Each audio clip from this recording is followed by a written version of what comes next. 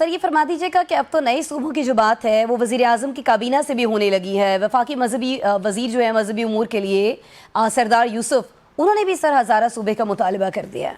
मैं समझता हूँ कि जहाँ तक हज़ारा सूबे का ताल्लुक है, बहावलपुर सूबे का ताल्लुक है और जनूबी पंजाब सूबे का ताल्लुक है, इनका तो हक है इन इलाकों का कि इनको सूबा बनाया जाए। अच्छा। और ये चूँकि इनके बारे में सूबाई असम्बलियों में पहले से कंसेंसस पाया जाता है कि और उसकी रेजोल्यूशंस मौजूद हैं, उन रेजोल्यूशंस की मौजूदगी में नाम बनाना जो है वो एक गलती तस्वर होती है। तो लिहाजा मैं समझता हूँ कि कोई भी वजीर हो या कोई भी फर्द हो जिसका ताल्लुक हज़ारा से है, बहावलपुर से है या जनूबी पंजाब से है, उनकी तो ये आईनी जिम्मेदारी है कि वो इन सूबों के क़याम को सपोर्ट करें।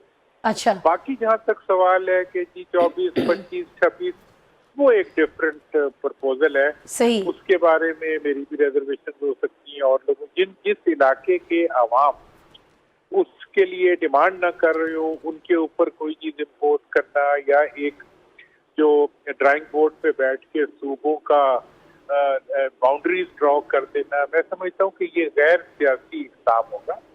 इसलिए जहाँ तक सवाल है वज़ीर मजहबी अमूर का, हमारा ताल्लुक है, हम बहावलपुर से हैं, जनूबी पंजाब के जो लोग हैं वो अगर खामोश भी हैं तो उन्हें भी बोलना चाहिए, क्योंकि ये जमहूरियत के इस्तेहकाम की चीजें हैं और इन सूबों का बनना जो होगा वो पाकिस्तान में एक नई जिसे कहते हैं ना तवानाई और एक नया हौसला पैदा करेगा आम आदमी के अंदर कि अब हालात को बदला भी जाए। तो सर ये हौसला, ये तवानाई, ये इसको आने से क्यों रोक रही है नून लीग, खास तौर पर दुरानी साहब? जो 2012 में हमने देखा कि राणा सनाउल्लाह साहब पंजाब असम्बली में जनूबी पंजाब सूबे और बहावलपुर सूबे के क़याम की करारदाद जो है उसके लिए मुतहरिक थे, वो पेश हुई, मंजूर भी हुई, लेकिन आपका कहना यह है कि पीपल्स पार्टी और नून लीग दोनों ही को इससे कोई मसला होना नहीं चाहिए, लेकिन हम देख रहे हैं कि नून लीग को इससे बहुत सारा इशू है सर, अभी भी राजी नहीं है इसके लिए। वो देखें, ये तो मुनाफिकत हुई ना कि आपने सूबे के अंदर पंजाब जब असम्बली में ये करारदाद पेश हुई 9 मई 2012 को, जी, तो एक भी मेंबर नहीं था जिसने मुखालफत की है। नून की हुकूमत थी, उन्होंने भी सपोर्ट की, पीपल्स पार्टी ने भी सपोर्ट की, बाकी पार्टियों ने भी सपोर्ट की।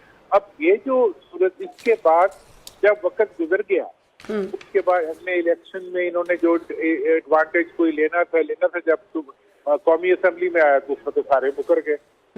तो अब इन्हें तकलीफ ये है कि ये सूबों को अवाम के सूबे नहीं समझते, उसके अवाम की मलकियत को तस्लीम नहीं करते, ये उन्हें अपनी जाती जागीर समझते हैं और उस जागीर के तौर पर ये चाहते हैं कि वो जागीर में कमी ना आए। जैसे कोई कब्जा ग्रुप नहीं होता, उसने 4 कनाल पे कब्जा किया हुआ तो वो कहेगा कि मैं इसकी एक इंच की हिफाजत करूंगा क्योंकि मैंने कब्जा किया हुआ। तो ये तो इन सूबों के रिसोर्सेज को भी, इन सूबों के इलाकों को भी अपनी मलकियत समझते हैं और उनके बारे में कोई बात करे तो गुस्सा आ जाता है। यही हाल पंजाब वालों का और यही हाल सिंध वालों का। आप कह रहे हैं मुनाफिकत कर रहे हैं, साथ ही साथ ये तौजीहात भी बहुत अजीबो गरीब किस्म की पेश कर रहे हैं। सर जब बांग्लादेश बना तो 4 डिवीजन्स थे, अब 8 हो चुके हैं, 2 मजीद बनने वाले हैं। पाकिस्तान में 1980 की दुरानी साहब जब बात करें तो 22 डिवीजन से अब 42 के करीब हैं, लेकिन उसके बावजूद दुरानी साहब हमारे गवर्नेंस के इश्यूज तो पहले से ज़्यादा बुरे हो गए हैं। फिर किस उम्मीद पर नई इंतज़ाम की जाए, ये भी एक सवाल बनता है दुरानी सर। देखें जनाब, इंतजामी तकसीम जो है ना वो एक मुख्तलिफ सब्जेक्ट है कि डिस्ट्रिक्ट होने चाहिए या डिवीजन होने चाहिए, जिले होने चाहिए। अच्छा। उससे ज्यादा इम्पोर्टेंट चीज जो है वो तो ये है कि आप बल्दियाती इदारों को एम्पावर करें और बल्दियाती के जो सब्जेक्ट्स हैं वो सारे के सारे लोकल गवर्नमेंट्स को दें। सही। दूसरी बात यह है कि एनएससी अवार्ड में से जो सूबों का हिस्सा है जी, वो बुनियादी तौर पर बल्दियाती इदारों का हिस्सा है, वो उसको ट्रांसफर करें ताकि मुल्क में तरक्की हो और मुल्क के अंदर खुशहाली का एक अमल शुरू हो। तो ये वो तो करते ही हैं, सारे के सारे रिसोर्सेज बोरियों में भर के मतलब चीफ मिनिस्टर के पास आ जाते हैं और उसके बाद वो उसको अपनी जाती जागीर समझ के उसके ऊपर बैठ जाते हैं। तो अगर आपने इस एरिया को एड्रेस करना है تو اس کا طریقہ تو یہ ہے کہ آپ صوبوں کے عوام کو ان کا حصہ دیں، ٹھیک ہے، اور جب آپ صوبوں کے عوام کو امپاور کریں گے تو وہ اپنے معاملات کو اچھے طریقے سے ہینڈل کر سکیں گے. جہاں تک صحیح. تعلق ہے صوبوں کے بننے کا، جی صوبوں کے بننے کا جو دنیا بھر کا تجربہ ہے اس میں یہ ہوتا ہے کہ اس سے گورننس بہتر ہوتی ہے.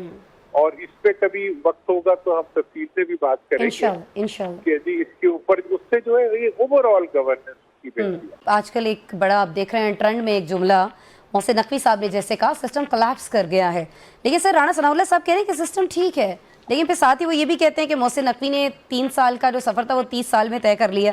تو پھر سر یہ سسٹم کس کے لیے بہترین ہے؟ پھر کچھ تو گڑبڑ ہے نا. دیکھیں جناب 54 سال کا سفر تو یہ 54 سال سے تو یہ دو پارٹیاں جو ہیں یہ اپنا سفر جاری رکھے ہوئے ہیں پاکستان کی حکمرانی. جی جی جی. مطلب 73 سے آج تک یہ دونوں خاندان جو ہے یہ کسی نہ کسی طرح سے حکومت میں چلے آئے. بالکل بالکل.